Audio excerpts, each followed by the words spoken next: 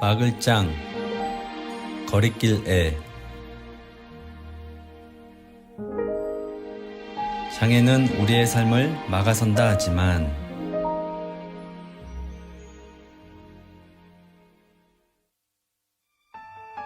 우리에게 장애는 길장, 사랑해, 길고 더 깊은 사랑을 위하여 나아가는 삶입니다. 차별 없이 하나 되는 공동체, 사랑으로 세워져가는 공동체, 우리 모두 함께 나아가는 이 시간. 오늘은 장애인 주일입니다.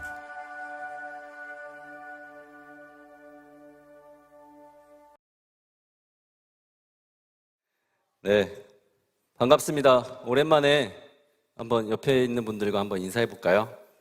잔치에 오신 것을 환영합니다. 이렇게 인사하겠습니다. 네, 잔치에 오신 것을 환영합니다. 네, 드디어 4월이 왔습니다. 여러분, 4월 하면 떠오르는 것이 뭐가 있으십니까?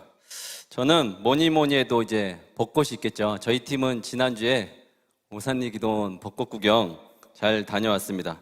또 따뜻한 햇살이 비추고 또 이부자리랑 옷가지들 정리할 때쯤 이제 곳곳에 피어나는 꽃들, 개나리, 진달래, 또 지역마다 학교마다 열리는 다양한 축제들, 또 제가 좋아하는 벚꽃 다 떨어뜨리는 봄비, 거기다가 저처럼 또 걷기 좋아하는, 산책하기 좋아하는 사람들에게는 1년 중 가장 많이 걸어 다닐 수 있는 달이 4월이 아닐까 싶은데, 또 교회적으로는 고난주간이 있었고 부활주일이 있었고 또 이제 부흥회가 시작이 되고 또 청년부에는 촉박케어와 사순절 필사, 이제 독서 모임이 끝나고 리바이블이 진행 중에 있습니다. 달력으로는 식목일과 한식, 또 장애인의 날, 과학의 날, 법의 날, 그리고 오늘은 무슨 날인지 아십니까, 여러분? 네, 세월호의 아픔이 있는 국민 안전의 날이 있습니다. 아무쪼록 뭔가 먼지를 털어내리고 싶은, 그리고 잠자고 있는 것들을 좀 깨우고 싶은 달이 4월이 아닌가 싶습니다. 또 교회 말고 어디론가 갔다 오고 싶은, 또 갔다 온 분들 계시죠, 지금? 네. 또 지구 온난화가 빨라져서 5월만 돼도 너무 덥고 그래서 4월이 참 그러기 좋은 날이 아닌가 싶습니다. 제가 개인적으로는 4월이 제 인생의 전환점을 맞은 결혼한 달이기도 하고 저의 탄신일이기도 합니다. 또 오늘은 장애인 주일입니다. 여러분, 장애인이란 단어를 들으면 여러분들 생각 속에 무슨 생각이 제일 먼저 떠오르는지 한번 생각해 보셨으면 좋겠어요. 장애인 하면 뭐가 막 연상이 되고 떠오르는지. 여러분들 머릿속에 있는 장애인이란 단어는 여러분들에게 무엇을 제일 생각하게 하는지를 한번 고민해 보셨으면 좋겠습니다. 사실 그렇게 진지하게 고민할 것도 없는데 어떻게 생각하고 뭐라고 말하든 저는 모든 인간은 하나님께서 계획하시고 창조하셨다는 관점에서 이 장애는 우리들만의 해석으로는 뭔가 굉장히 꺼리끼고 가로막는 것들이 많이 있습니다. 장애 뜻이 바로 그거거든요. 거리끼고 가로막는 사람. 그러나 저는 그렇게 생각하지 않습니다. 여러분들 주보 보시면 제가 해석한 장애의 뜻이 있습니다. 저는 길장, 사랑 애자를 써서 길고 오랫동안 사랑해야 될 대상이라고 해석하고 있습니다. 제가 예수를 만나고 보니까 예수님이 그러셨던 것 같습니다. 시작부터 너무 무거운 얘기는 뒤에 가서 하기로 하고 먹는 얘기 좀 해보려고 해요. 먹는 얘기 좀. 3월 시리즈 설교로 우리 최재용 목사님께서 밥 먹여주신 하나님에 관해서 말씀을 전해주셨는데 하나님께서는 우리를 끊임없이 먹여주시는 게 맞는 것 같습니다. 저는 오늘 떠먹여주시는 것보다 이제 차려주시는 관점에서 여러분들하고 이야기를 나누려고 합니다. 오늘 잘 차려진 밥상을 여러분들이 스스로 떠먹어서 삶에서 잘 소화시킬 수 있기를 예수님의 이름으로 축원합니다. 우리 오늘 본문 15절 말씀을 한번 같이 읽도록 하겠습니다. 15절 말씀 읽겠습니다. 시작! 함께 먹는 사람 중에 하나가 이 말을 듣고 이르되 무릇 하나님 나라에서 떡을 먹는 자는 복되도다 하니. 네, 오늘 본문의 시작은 어떤 사람이 어떤 의도를 가지고 뭔가 의기양양하게 말하며 시작합니다.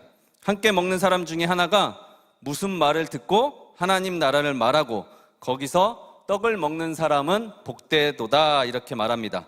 그냥 문장 그대로만 읽어서 대충 비주류보다 주류에 속한 뭔가 기득권 세력에 있는 사람 같아 보입니다.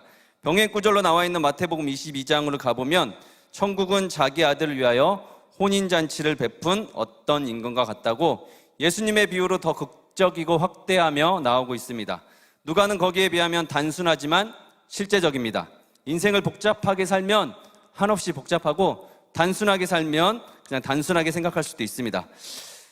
신앙생활도 마찬가지인 것 같아요. 복잡하게 생각하면 너무 복잡하고 단순하게 말해서 예수천당, 불신 지옥 이렇게 생각하면 그냥 그것이 바로 실제가 됩니다. 저는 이 구절을 묵상하면서 다른 때와 달리 이 사람의 태도나 말투가 느껴져서 다음 절로 바로 넘어가지 못하고 뭔가 계속 불편했습니다. 뭔가 교만해 보인다고나 할까요? 틀린 말은 아닌데 왜 저는 저렇게 말한 것이 불편한 걸까? 여러분은 그런 느낌이 말씀 보면서 없으셨나요? 그리고 숨겨져 있던 반전을 발견하고 역시 내가 불편했던 게 맞아. 역시 나는 묵상을 참 잘해 이러면서 스스로 위로했습니다. 이것을 잘 킵해 두시고 말씀을 잘 따라오면 좋겠습니다. 우리 16, 17절 말씀을 다 같이 한 목소리로 읽겠습니다. 시작. 이르시되 어떤 사람이 큰 잔치를 베풀고 많은 사람을 청하였더니 잔치할 시각에 그 청하였던 자들에게 종을 보내어 이르되 오소서 모든 것이 준비되었나이다 하매. 네, 여러분들이 제일 중요하게 생각하는 잔칫날이 있나요? 혹시? 기대되고 흥분되고 생각만 해도 막 설레이는 그런 잔칫날이 있나요? 또 잔칫날 꼭 빠져선 안 되는 게 뭐가 있을까요, 여러분? 음식이 있겠죠. 답례하는 것들. 저희 가족들이 이제 명절 때마다 음식들을 많이 합니다. 어머니께서 이제 가족들 먹인다고 그러면서 꼭 하는 음식들이 있어요. LA 갈비, 또 오징어 회 무침, 또 나박김치, 또 이제 각종 나물, 이런 것들, 또 양념게장 이런 것들을 많이 하시는데, 그리고 아내는 이제 옆에서 전을 부치거나 잡채를 하는데 그 중에서 제일 맛있는 게 저희 아내가 만든 잡채예요. 여러분, 저를 아시는 분은 아시겠지만 제가 입맛이 까다로울까요? 까다로울까요? 네, 엄청 까다롭죠. 그리고 음식 장사를 해서 제가 그런 게 좀 있는 것 같아요. 그리고 제가 맛이 없어도 맛있게 잘 먹을까요? 아니면 맛이 없으면 그냥 조용히 안 먹을까요? 네, 저는 조용히 티 안 내고 안 먹으려고 합니다, 막. 근데 아내가 요리보다는 학업에 집중을 해서 이제 음식하는 것보다 다른 일들을 잘 하시는데, 특별히 잡채를 근데 정말 잘하세요. 잡채를 정말 맛있게 잘해요.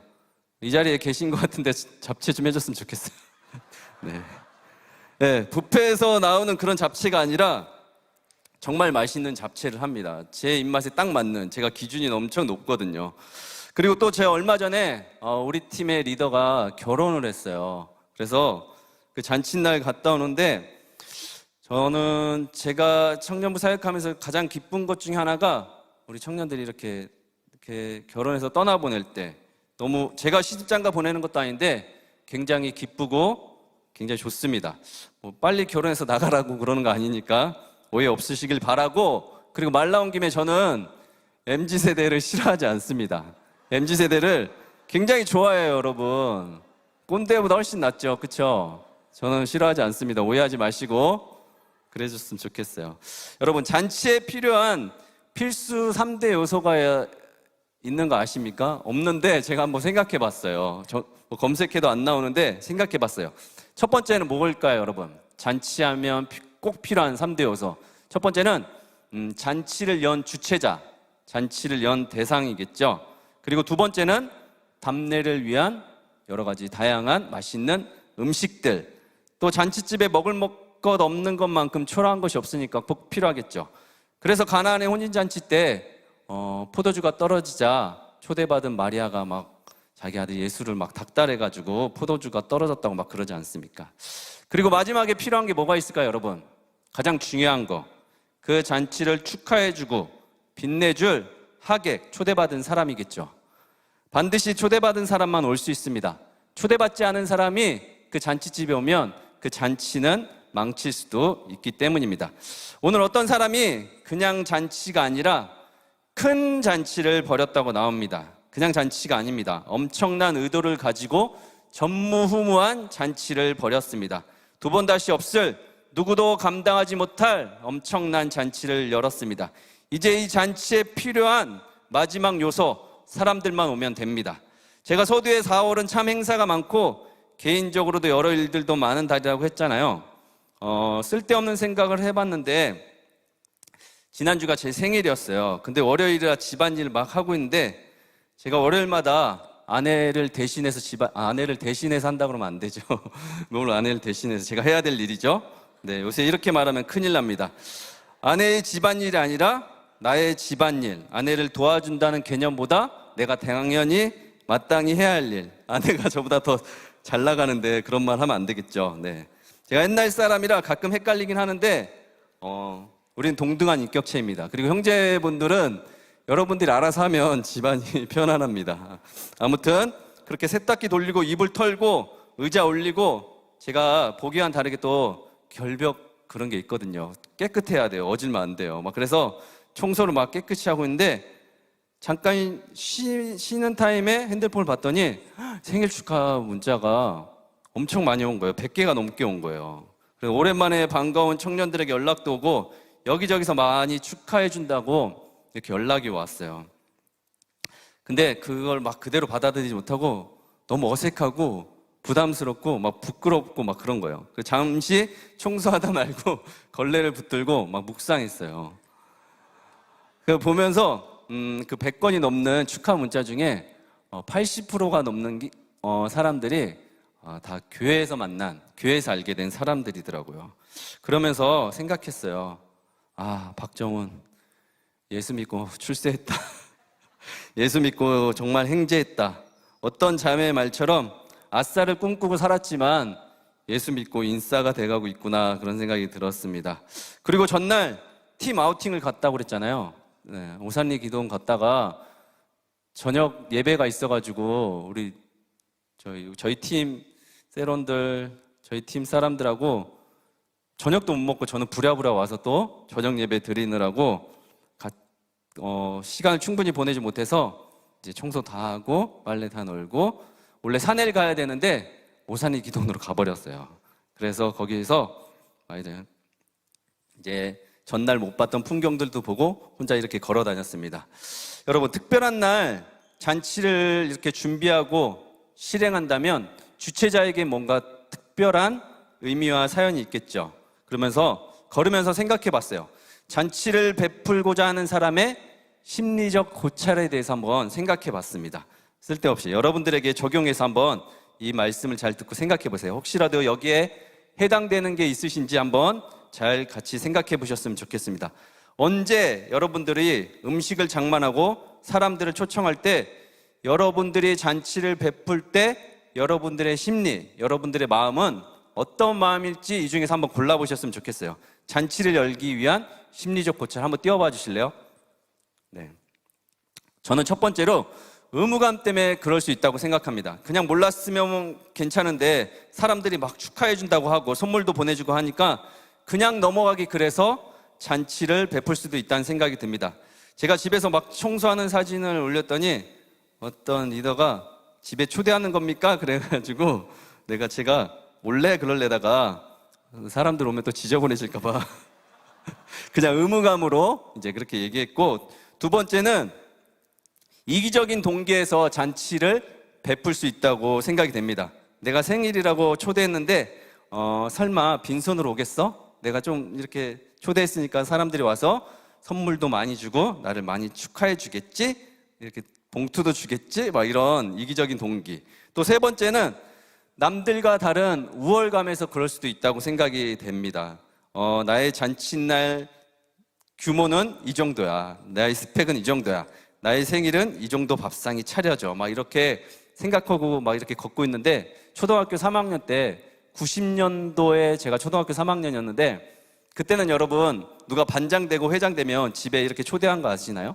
그래서 부모님들이 많은 음식들 차려주고 축하해 준다고 막 그렇게 하기도 하고 그때가 막 갑자기 생각이 나더라고요. 저는 그런 거 차리기 싫어서 반장도 한번 못 해봤는데 그때 기억이 나더라고요. 그때 그 반장하고 지금도 연락하고 있는데 그때 그 반장은 공부 잘하는 공부짱, 저는 싸움 잘하는 싸움짱. 그 친구는 지금 대기업에 다니고 있고 저는 지금 여기서 이러고 있습니다. 제가 그러니까 세 번째는 우월감에 있어서 그럴 수 있다고 생각이 들고 내가 이 정도 산다, 이 정도 규모다, 뭐 이렇게 그럴 수 있다고 생각하고, 네 번째는 불강력적이라 그럴 수 있다고 생각합니다. 그래도 생일인데 사람들 초대하고 잔치를 열라고 나의 의사와 반해서 그냥 막 이렇게 주변에서 떠밀리듯이 살 수 있다고 생각합니다. 너는 가만히 있어. 내가 음식이랑 사람들 다 초대할 테니까 그렇게 잔치를 열 수 있다고 생각이 들어요. 어떤 날 그럴 수 있을까요, 여러분? 돌잔치 때 아이는 전혀 원하지도 않는데 이거 잡으라고 하고 옷 갈아입히고 울고 불고 이런 잔치들, 아이를 위한 잔치인지 어린을 위한 잔치인지 모를 헷갈리는. 그리고 마지막으로 이런 경우는 잘 본 적이 없는데 순수자발적 목적이 있습니다. 난 아무것도 생각하지 않아. 나에게 선물을 주건 안 주건 상관이 없어. 축하해주든 안 축하해주든 나는 그런 거 필요 없어. 선물, 위상 그런 거 따위는 바라지도 않아. 그저 맛있게 와서 먹어주고 그냥 잘 쉬었다 가면 돼. 내가 세상에 존재하는 것만으로도 너무 감사하니까 나는 잔치를 여는 거야. 누가 저에게 존재 자체로 너무 힘이 난다는 말에 이건 그 사람이 한 말이 아니라 주님께서 나에게 해주신 말이다, 이런 생각을 했었습니다. 아무튼 여러분, 저기 말고 그 5가지 이유 말고 또 다른 이유가 뭐가 있을까요, 여러분? 잔치를 베푸는 사람의 심리적 고찰, 저 정도면 다 나온 것 같아요. 그럼 여러분이 아까 생각한 거랑 한번 비교해 봤으면 좋겠어요. 여러분들이 잔치를 연다면 어떤 심리를 가지고 어떤 의도를 가지고 잔치를 열지를 한번 생각해 보셨으면 좋겠습니다. 네, 지금 이 중에 어떤 사람은 어떤 마음으로 잔치를 열고 종을 보내서 사람을 부르라고 했을까요, 여러분? 이제 지금부터가 굉장히 중요합니다. 잘 들어주십시오. 우리 18, 19, 20절 말씀을 함께 읽도록 하겠습니다. 시작. 다 일치하게 사양하여 한 사람은 이르되 나는 밭을 샀음에 아무래도 나가 보아야 하겠으니 청컨대 나를 양해하도록 하라 하고, 또 한 사람은 이르되 나는 소 5겨리를 샀음에 시험하러 가니 청컨대 나를 양해하도록 하라 하고, 또 한 사람은 이르되 나는 장가 들었으니 그러므로 가지 못하겠노라 하는지라. 아멘. 지금부터 이제 반전이 시작되고 있습니다, 여러분. 제가 설교 중에 여러분들에게 혹시 대화할 때나 설교할 때나 이해하세요? 무슨 말인지 알겠어요? 이런 말 습관적으로 하면 여러분 중요하다고 그냥 이해해 주셨으면 좋겠어요. 아내가 대화하다가 잘 듣고 있으니까 막 빨리 말하라고 그래가지고 잘 이해하고 지금 잘 들어주셔야 됩니다. 지금 자, 여기서 잔치의 초대에 거절한 사람이 누구예요, 여러분? 전부 다예요, 여러분. 다 똑같이 일치하게 거절했습니다. 그런데 여기서 더 중요한 게 있어요, 여러분. 이 사람들은 갑자기 초대된 게 아니라 처음부터 초대장을 받고 기다리고 있었던 사람들이에요. 일면식도 없는 사람들이 아니라고요. 미리 전에 초대장을 받고 그날을 인지하고 알고 있던 사람들이에요. 이 당시 팔레스타인에서는 누군가 잔치를 베풀면 그 날짜에 오래전에 미리 알고 초청장까지 받고 기다리고 있었습니다. 그날을 기억하고 함께 해달라고요, 여러분. 그러나 시간은 알리지 않았어요. 왜 시간을 알리지 않았는지 아세요, 여러분? 종을 보내기 때문이에요. 종이 손님을 맞이해서 잔치날까지 모시고 오려고, 그러기 때문에 시간을 알리지 않았어요. 지금 종이 그래서 각각 집에 찾아가서 그날입니다, 가시죠, 이렇게 한 거예요. 근데 다 뭐라고 했어요, 여러분? 일치하게 사양합니다. 죄송하지만 못 가겠습니다. 약속해놓고 그러는 거예요. 첫 번째는 밭을 사서 못 간다고 하지만 이 밭은 새로 산 밭이 아니라 이미 원래 있던 밭이에요. 그 당시 사람들은 땅의 소산을 먹고 살았습니다. 아무리 밭을 가고 없고 물을 주고 관리하는 밭 때문에 못 간다는 거는 핑계에 지나지 않습니다. 여러분은 누군가에 이렇게 초대해, 나 일 때문에 못 가, 나 먹고 사느라고 바빠서 못 가, 이렇게 그런 적 있으신가요, 여러분? 맨날 바쁘죠, 여러분들은. 특별한 이유도 아니고 갈 수도 있는데 다른 핑계로 거절한 적은 없으시냐 한번 생각해 보셨으면 좋겠어요. 또 두 번째는 소 주인은 소 5겨리, 여기서 여러분 다섯 결이라는 것은 제가 전에 그때 예수께서 말씀 전할 때 멍에 보여드렸잖아요. 소는 이제 쌍으로 둘이 같이 이렇게 멍에를 매는데 여기서 다섯 결이라고 할 때는 10마리의 소를 키우고 있는 집안이에요. 그러니 2마리만 있어도 밥 갈고 살아가는데 전혀 지장이 없는데 10마리의 소가 있을 정도면 집이 상당히 부했거나 아니면 10마리의 소를 관리할 수 있을 만큼 종들을 부리고 살았을 거예요. 넉넉한 집안이라고요. 소를 자기가 봐야 해서 못 간다는 건 다 핑계입니다. 그리고 더 나아가서 용서를 구해요. 뭔가 용서받아야 할 일이 있나 봅니다. 이 사람의 심리는 뭘까요? 남의 잔치에 별로 관심 없는 거겠죠. 거기에 반감과 불신까지 가지고 있는 거겠죠. 자기 소 관리하고 키우기 바빠서 그런 잔치 따위는 관심이 없겠죠. 여러분들은 어떠세요, 여러분? 제가 감히 성숙한 인간관계를 위한 조언을 하나 해드려도 될까요, 여러분?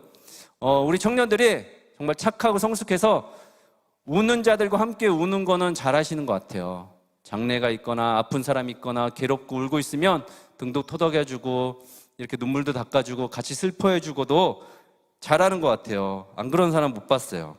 근데 여러분, 누군가 축하해 줄 일이 있을 때, 누군가 큰 좋은 일이 생겼을 때 여러분들이 같이 박수 쳐주고 기뻐해 주는지를 좀 생각해 보셨으면 좋겠어요. 물론 우는 자와 같이 울어주는 것도 중요하지만 기뻐하는 자와 같이 기뻐하고 잔치에 참여해 주는 것이 그 사람을 위해서가 아니라 여러분의 인격을 위해서 굉장히 중요하다는 것을 좀 알아주셨으면 좋겠습니다. 세 번째 들린 집은 뭐라고 해서 못 가냐고 하냐면 결혼해서 못 간다고 해요, 여러분. 이것도 말이 되나요? 결혼하면 같이 가면 되지. 더 좋을 거 아니에요. 둘이 같이 가면 더 축하해주고. 제가 생각해 보니까 생각보다 결혼하고 많은 사람들이 신앙과 좀 멀어지는 것을 많이 봤어요. 여러분, 지금 청년 때는 훈련 받을 때고 배우며 실천하는 연습들을 꾸준히 하셔야 돼요. 왜냐하면 혼자 있을 때 신앙생활이 괜찮거든요. 둘이 있을 때 신앙생활은 버겁고 나눠지는 게 아니라 더 힘들어질 때가 있습니다. 힘들고 어려운 순간의 선택의 순간에 이곳이 아닌 다른 곳에서 여러분들의 진짜 신앙이 청년이 아닌 때 드러날 수가 있어요. 여러분, 그것을 꼭 기억하셨으면 좋겠습니다. 우리 21절 말씀을 함께 읽도록 하겠습니다. 21절 말씀 시작.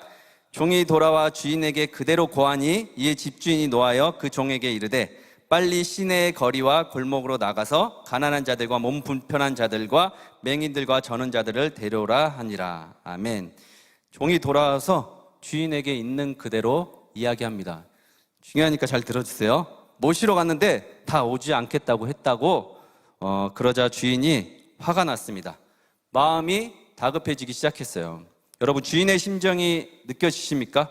이제 여러분 노쇼도 업무 방해죄로 이제 처벌이 된다는 거 아십니까? 근데 하물며 왕의 잔치에 이미 초청장을 받았던 사람들이 잔치를 벌인다는 걸 알고 있던 사람들이 잔치를 거부하고 오지 않습니다. 그리고 주인은 다시 종을 보내는데 이번에는 어디로 보내냐면 도심에서 옮겨와서 시내의 거리와 골목에 가난한 자들과 몸 불편한 자들과 맹인들과 저는 자들을 데려오라 하십니다. 이들은 모두 처음부터 초대받았던 사람들이 아닙니다. 속된 말로 숨어서 사는 장애를 가진 사람들입니다. 초대장을 나누며 주며 일일이 집을 찾았던 곳과 달리 불특정 다수가 모여있는 거리와 골목으로 나아가 지금 사회적 약자, 사회적 보호 대상자들을 지금 이 어마어마한 잔치에 부르고 있는 것입니다. 근데 앞서 초대장을 받은 사람들에게 정중하게 초대하여 모시고 오라는데 반면에 지금 이 사람들에겐 즉흥적으로, 강권적으로, 억지로 끌어오라고 하고 있습니다.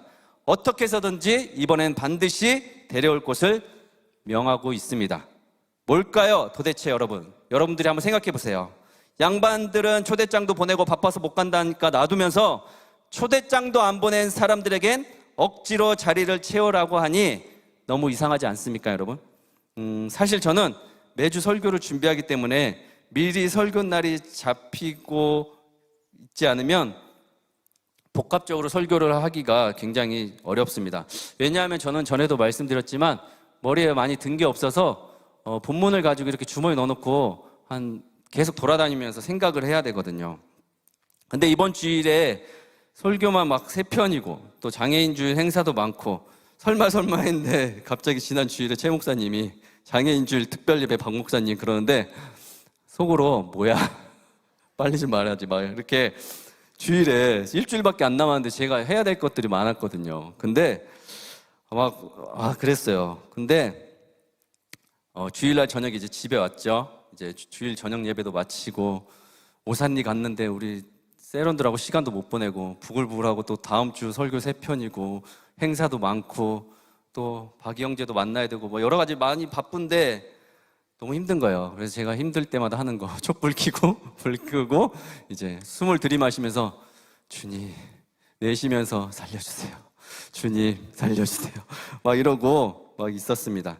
근데 지난달 그때 예수께서란 제목으로 설교 마치고 나오는데 한 청년이 저를 붙들었어요. 잡았어요. 그리고 질문 있다고 질문을 주고받은 문자 내용이 갑자기 기억나는 거예요. 그리고 그리고 말씀을 준비하고 이 자리에서 그 말씀 가지고 이 자리에서 답을 해볼까라는 생각이 들더라고요. 그 청년이 지금 여기에 있는지 없는지는 모르겠지만 지금 이 말을 듣는 그 청년만 알겠죠. 어차피 누군지 모르니까 상관없을 것 같습니다. 그분 계시면 잘 들어주십시오. 네, 그 청년의 질문이 이거였습니다. 왜 왕은 처음부터 거리나 골목에 있던 가난한 사람들, 눈먼 사람들, 장애인들은 초청하지 않고 사람들이 오지 않으니까 그제서야 초청한 거냐고. 그럼 그 왕도 처음부터 차별한 거 아니냐고. 여러분들은 어떻게 생각하세요? 저한테 이렇게 질문했어요. 왜 처음부터 장애인들을 부르지 않았냐고. 왜 처음부터 주류의 사람들을 불러놓고 주류의 사람들이 안 오니까 비주류의 사람들을 불렀냐고 이렇게 얘기하는 것 같았어요. 이제 이 말을 이해하기 위해서 우리 다시 처음으로 돌아가야 됩니다. 우리 15절 말씀 다시 한번 읽어볼게요. 시작. 함께 먹는 사람 중에 하나가 이 말을 듣고 이르되 무릇 하나님 나라에서 떡을 먹는 자는 복되도다 하니. 아멘. 제가 이 말씀 처음에 읽을 때 좀 뭔가 불편하고 굉장히 좀 이렇게 기득권 세력에 있는 사람들이 이렇게 건방지게 하는 말처럼 이렇게 들렸거든요. 근데 이게 누가 한 말이냐면 유대인 중에 한 사람이 이야기한 거예요. 정말 주류에 속한 기득권 세력에 있는 사람, 모태신앙, 하나님을 믿는다고 말하는 사람. 그럼 유대인들에게 잔치는 여러분 어떤 의미일까요? 여러분, 하나님 나라에서 떡을 먹는다는 의미는 그 복을 누리는 자는 누구라고 생각했을까요? 여러분, 제가 서두에 왠지 의기양양해 보이고 교만해 보이고 무례해 보인다고 했잖아요. 자신들만 특별하게 생각하는 사람들, 자신들만의 잔치, 자신들만의 하나님, 자신들만 먹을 수 있는 떡이라고 생각했습니다. 유대인의 잔치는 여러분 아무나 들어갈 수가 없어요. 여러분, 유대인만 갈 수 있습니다. 초대받은 사람만 갈 수 있습니다. 낯선 이방이나 죄인들은 감히 낄 수도 없습니다. 장애인도 마찬가지예요. 병든 장애인들이 어디를 끼겠어요. 그렇게 자기들끼리 살찐 송아지 잡고 포도주도 한 잔씩 하면서 너스레 떨듯이 이야기하는 거예요. 지금 우리 같은 다윗의 자손들, 하나님을 섬기는 사람들은 특별한 왕의 밥상을 받을 것이고 그 밥상을 받는 우리들만 복되다 하하하 이렇게 이야기하는 거예요. 여러분, 그것을 보고 있던 하나님께서 왕의 밥상을 어마어마하게 차리시고 사람을 모으라고 하시는 거예요. 여러분, 이해가 되시나요 이제? 네. 방주의 크기가 얼마입니까 여러분? 길이 135m, 넓이 23m, 높이는 14m예요. 축구장 하나 반, 넓이는 축구장 절반의 길이. 여러분, 그런 생각 안 해보셨어요? 방주를 만들지 말고 잠수함을 만들지 왜 그렇게 큰 방주를 만들었을까? 방주라는 엄청난 큰 밥상을 차려놓고 사람들 다 보라고 얘기한 거예요. 여러분, 그 당시에 있는 사람들, 이 어마어마한 방주를 보고 사람들 그냥 지나가지 말고 다 여기 타라고. 왜냐면 밤낮 40일 동안 쉬지 않고 비가 내릴 텐데 홍수가 일어날 거니까 얼른 타라고 보여주기 위해서 그 큰 밥상을 차리신 거예요. 여러분, 저는 한 사람이라도 더 태우기 위한 하나님의 계획이 있었다고 생각이 됩니다. 근데 왜 사람들이 안 탄지 아세요? 여러분, 성경에서 그대로 나와 있어요. 여러분, 시집 가고 장가 가느라 일상을 살아내기 바빠서 방주에 못 탔어요. 여러분, 그리고 지금 이 왕의 밥상의 규모는 얼마나 될 것 같으세요? 여러분, 유대인만 먹으라고 밥상을 차려놨을 것 같으세요? 여러분, 초대받은 사람과 길거리나 음주에 병 들어가는 사람들까지 모두 앉을 만한 넉넉한 밥상은 아니었을까요? 여러분, 큰 잔치였잖아요. 여러분, 근데 사람들이 오지 않아요. 왜? 일부러 장애인들보다 그들을 먼저 불렀을까요, 여러분? 여러분들이 그냥 생각해 보시고 답해 보세요. 저는 유대인들에게 보여주려고 했을 것 같습니다. 너가 말한 그 잔치에 그렇게 돈 들이고 음식 장만해도 너희 유대인들은 안 온다. 너가 생각했던 것과 달리 너의 말과 삶은 너무 다르다. 하나님 나라에서 떡을 먹는 자가 복되도다 말해놓고 너희 말대로 이방인도 없고 죄인들도 없고 장애인들도 없고 냄새나는 사람, 꺼리끼는 사람 하나도 없는데 너희들은 오지 않는다. 너희들끼리만 초대장을 보내고 잔치를 열어도 너희들은 오지 않는다.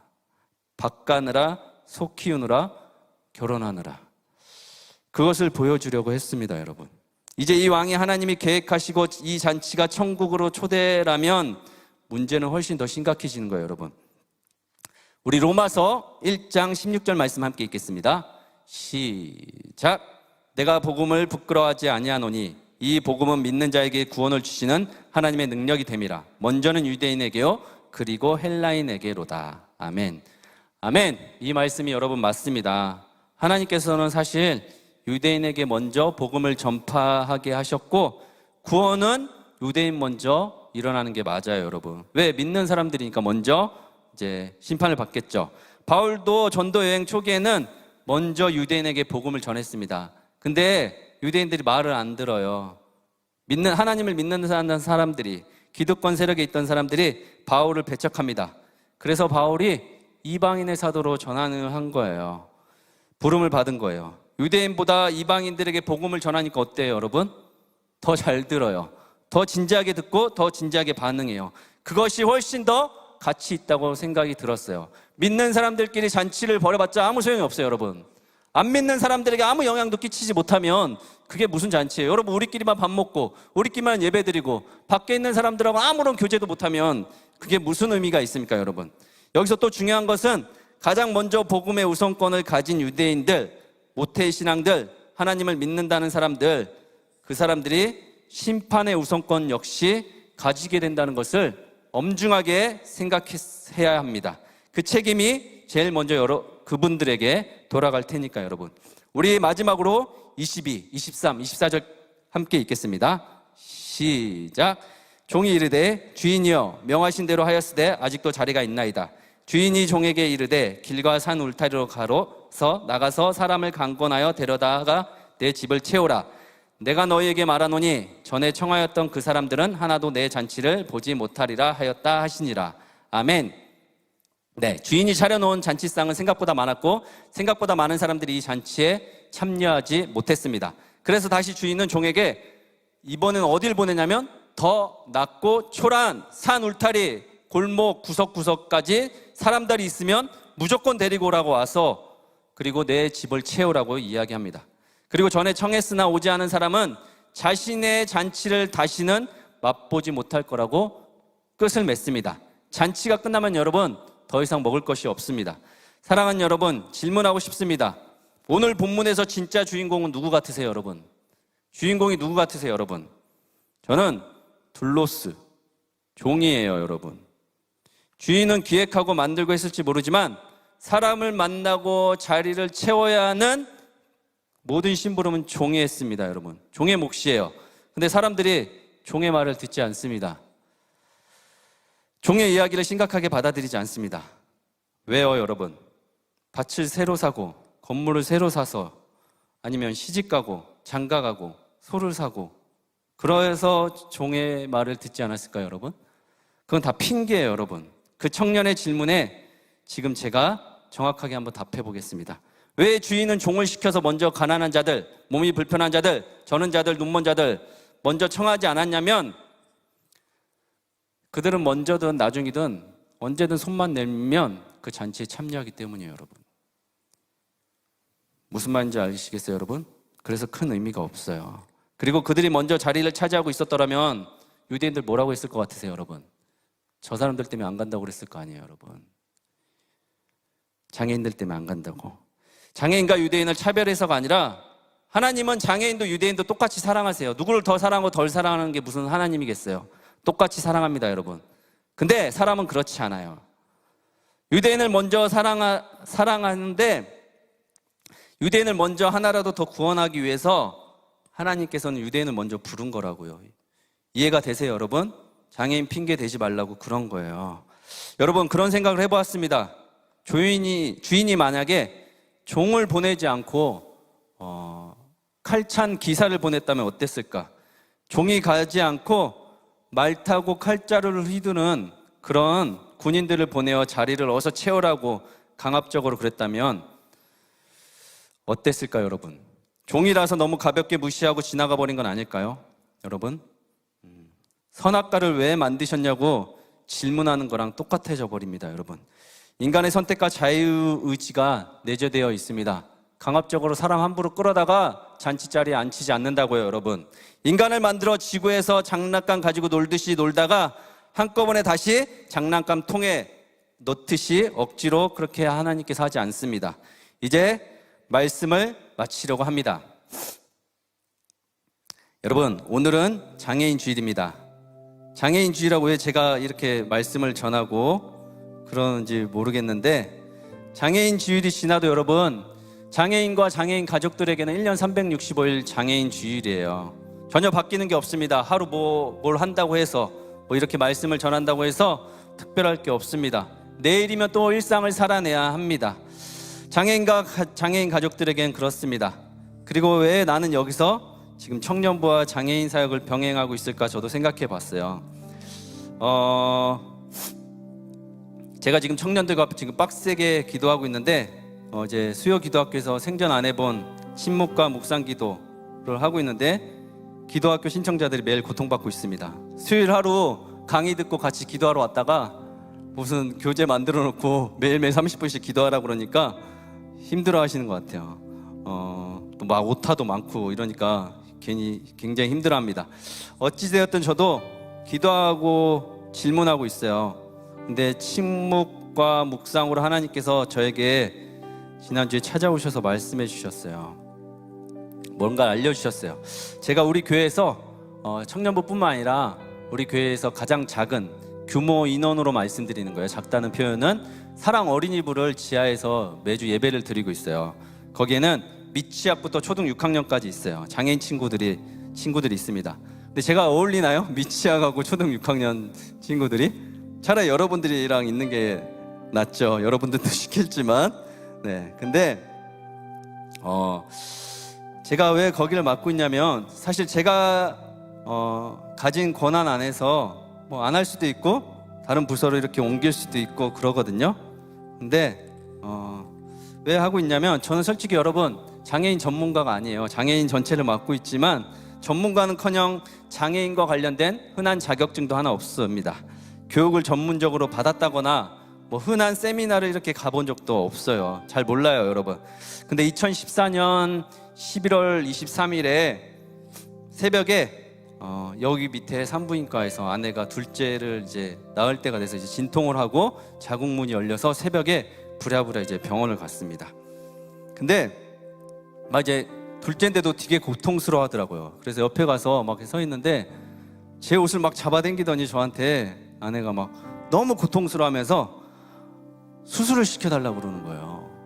너무 아프니까, 너무 고통스러우니까. 그래서 제가 거기서 막 왜 의사 빨리 안 오냐고 또 진상을 부리고 난리를 치고 막 그러고 있는데, 막 어떻게 좀 해보라고. 아내가 너무 아파하고 힘들어하니까.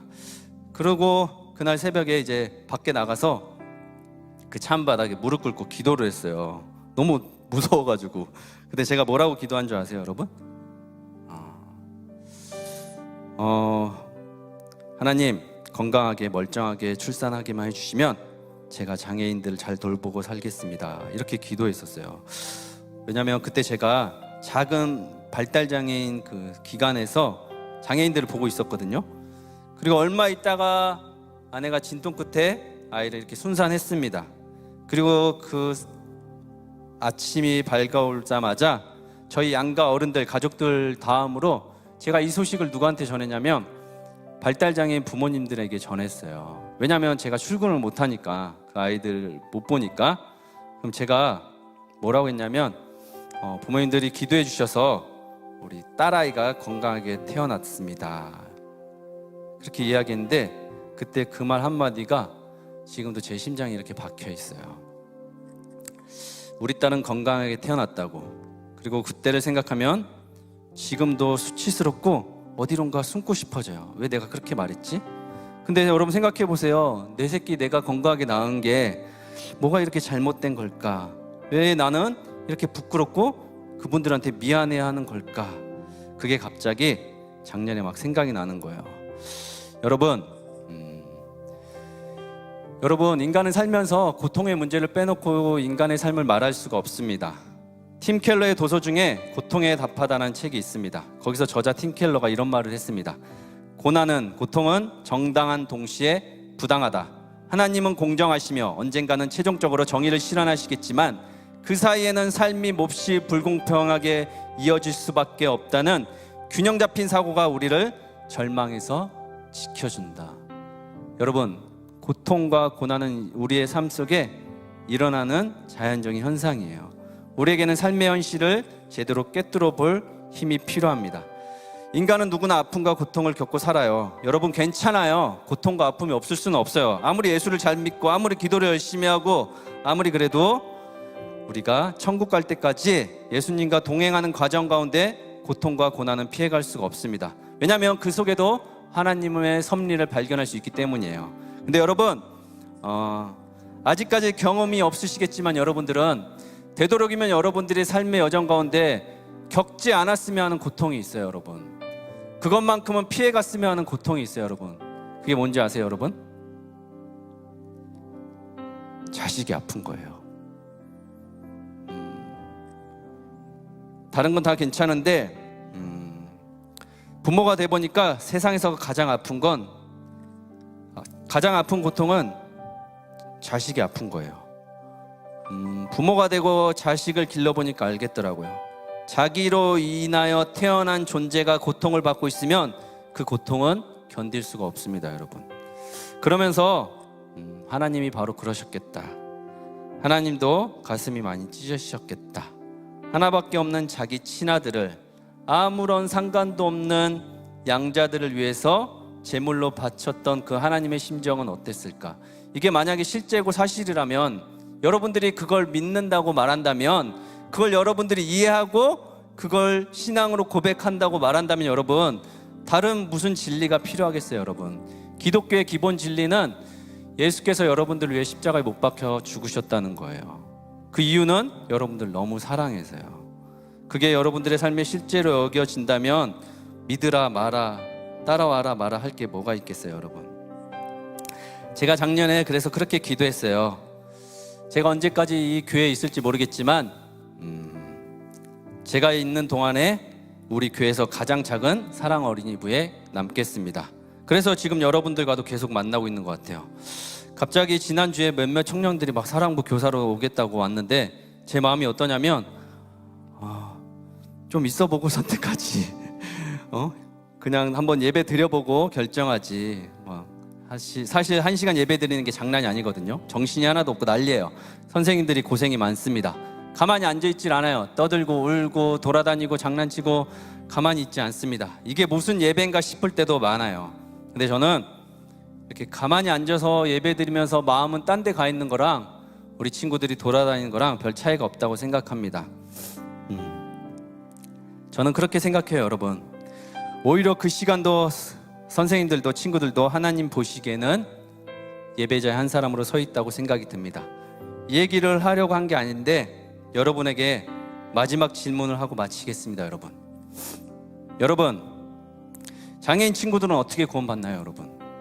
여러분들이 아는 배운 신앙 교리 안에서 장애인 친구들은 어떻게 구원을 받죠? 여러분 제가 아는 신앙 교리로는 입술로 시인하고 마음으로 믿어 구원에 이른다고 하는데 저희 장애인 친구들은 입술로 시인 못해요. 그리고 마음으로 믿는지 모르겠어요. 불가능한 것 같아요. 여러분 우리 최재형 목사님이 리바이블에서 가르쳐 주시나요? 이런 거 자신의 의지로 예수님을 영접하거나 세례조차 받을 수 없습니다. 우리 장애인 친구들의 구원은 어떻게 되나요? 여러분들이 아는 상식선에서 한번 얘기해 보세요. 오늘 하나님께서 장애인 주일에 우리에게 주시는 말씀입니다. 장애인 비장애인 할 것 없이 모든 인간은 하나님으로부터 났습니다. 동의하시나요? 여러분? 네. 그리고 하나님께서는 장애인 비장애인 할 것 없이 누구든 언제든 올 수 있도록 지금 큰 잔치를 베풀고 계십니다. 그리고 어떻게 하는지 아세요, 여러분? 이게 중요해요, 여러분. 큰 잔치를 베풀고 어떻게 하시냐면 종을 계속 보내요. 자기 아들을 계속 보냅니다. 근데 그 종에게 누구는 돌을 던지고 침을 뱉고 욕을 하고 너나 믿으라 그러고 손가락질하고 그래요. 그리고 바빠서 못 간다고 하는 사람들도 있고, 우리 사랑 어린이부 친구들처럼 가자 그러면 조용히 손잡고 따라가는 사람들도 있어요. 기대고 의지할 곳 없어 그저 묵묵히 따라가는 사람들도 있습니다. 여러분들은 어떤 사람에 속하십니까, 여러분? 하나님께서 여러분들을 위해 잔치를 베풀고 계신데 여러분들은 여러분들의 잔치 때문에 그 잔치에 못 가시진 않습니까? 아니면 여러분들은 언제든지 주님이 부르신 잔치라면 작고 초라하고 먹을 것 없어도 그 잔치에 참여하시겠습니까, 여러분? 여러분, 하나님께서 여러분들을 사랑하셔서 당신의 아들을 우리에게 주셨습니다. 여러분, 부활이 지났지만 예수님이 우리에게 찾아오실 때는 가장 먼저 무엇을 보여주시냐면 당신의 손과 발을 보여주세요. 여러분, 우리에게 그렇게 찾아오셔요.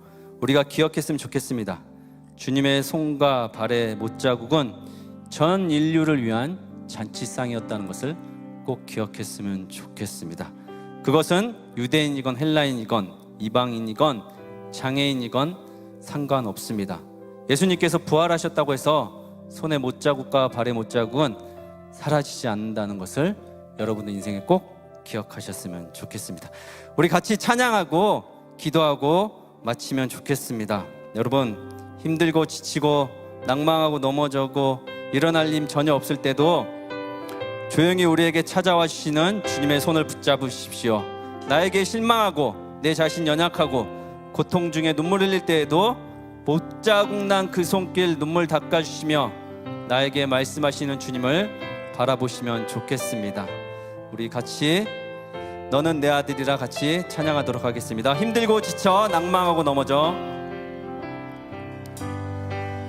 힘들고 지쳐 낭망하고 넘어져 일어날 힘 전혀 없을 때에 조용히 다가와 손잡아 주시며 나에게 말씀하시네.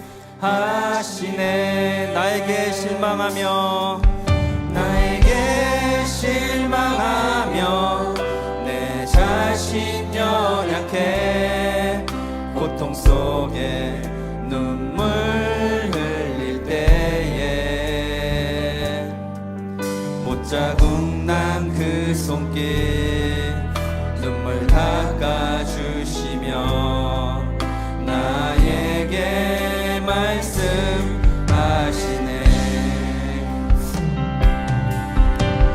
너는 내 아들이라 오늘날 내가 너를 낳고다. 너는 내 아들이라 나의 사랑하는 내 아들이라. 사랑하는 여러분, 이 시간 같이 한번 기도했으면 좋겠습니다.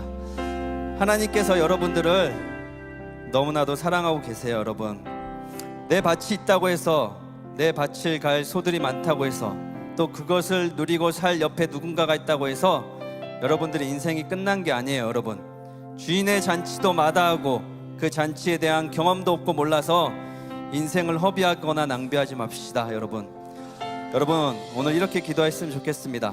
언제든 주님이 부르시면 어떤 자리든 마다하지 않고 내가 그 잔치에 참여하겠습니다. 여러분, 먹을 것이 없다고 불평하지 않겠습니다. 주변 사람들이 별로라고 이상한 잔치상이라고 마다하지 않겠습니다. 우리 그렇게 믿음과 결단을 가지고 같이 함께 기도하도록 하겠습니다. 기도하겠습니다. 살아계신 아버지 하나님, 주님의 잔치상 가운데 우리 청년들이 참여할 수 있도록 주님 도와주시옵소서. 어떤 상황과 여건과 환경 속에서도 아버지 하나님께서 차려주신 그 잔치상을 마다하는 일 없도록 주님 도와주시옵소서. 우리가 너무 가진 것들이 많이 있습니다. 우리가 너무 가진 것들이 많이 있습니다. 하나님, 그래서 주님의 잔치를 몰라보거나 아버지 그것을 저버리는 일 없도록 주님 도와주시옵소서. 하나님 나라의 일과 행복 가운데 넘칠 수 있도록 주님 도와주시옵소서. 주님의 함께 하신 것을 믿습니다. 주님 어서 오시옵소서. 주님 어서 오시옵소서. 주님 어서 오시옵소서.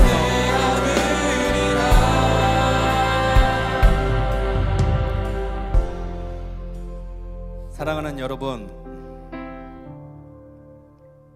내 잔치상이 크면 클수록 주님의 잔치상과 비교되어 주님의 잔치에 참여하기가 힘들 수가 있습니다, 여러분.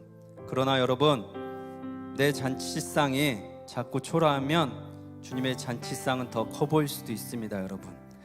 하나님께서 여러분들 위해 너무 크고 어마어마하고 맛있는 잔치상을 늘 차려놓고 계십니다.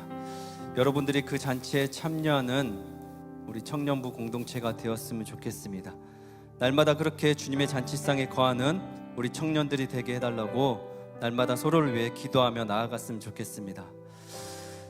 살아계신 아버지 하나님, 거룩한 주님의 주일에, 장애인 주일에 하나님께서 우리 청년들을 불러주시고 함께 떡을 나누고 말씀을 나누고 삶을 나누고 또 이렇게 하나님의 말씀 가지고 살아갈 수 있는 힘을 주셔서 감사합니다. 하나님, 우리 청년들이 어떤 삶의 형편을 가지고 살아가든 또 어떤 사람들과 어울리든 세상에 힘들고 어려운 사람들과 함께 손잡고 주님의 잔치에 참여하는 자들이 될 수 있도록 늘 우리 청년들과 함께 하여 주시옵소서. 주님께서 그렇게 한 사람 한 사람을 부르시고 기다리고 계시고 함께 하실 것을 믿고 살아계신 거룩하신 우리 주 예수 그리스도 이름으로 기도했습니다. 아멘.